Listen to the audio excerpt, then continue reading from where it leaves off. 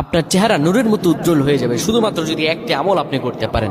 অজু করার সময় পানি যখন আপনার চেহারায় দিবেন, আপনার চেহারায় পানি দেওয়ার সময় শুধুমাত্র একটি দোয়া আপনি পড়বেন, আপনার চেহারা থেকে মেস্তা, ব্রণ এবং চেহারার বিভিন্ন রকম কালো দূর হয়ে যাবে এবং চেহারার সৌন্দর্য এবং লাবণ্য ফুটে উঠবে এবং চেহারায় যেন নূর চলে আসবে ইনশাআল্লাহ।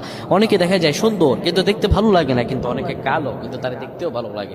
এটি হচ্ছে আল্লাহ তাআলার পক্ষ থেকে একটি রহম। চেহারা সৌন্দর্য বৃদ্ধি পাওয়া আল্লাহ তাআলা দোয়া কবুল করার মাধ্যম, চেহারা সৌন্দর্য বৃদ্ধি পাওয়া গুনাহ মাফ হয়েছে এটার মাধ্যম। প্রিয় ভাইরা আমার, এটা অত্যন্ত গুরুত্বপূর্ণ আমল, সকলেই করবেন। যখন আপনি অজু করবেন, অজু করার সময় পানিটা যখন চেহারায় দিবেন, ওই পানির মধ্যে 3 বার পরে ফু দিবেন।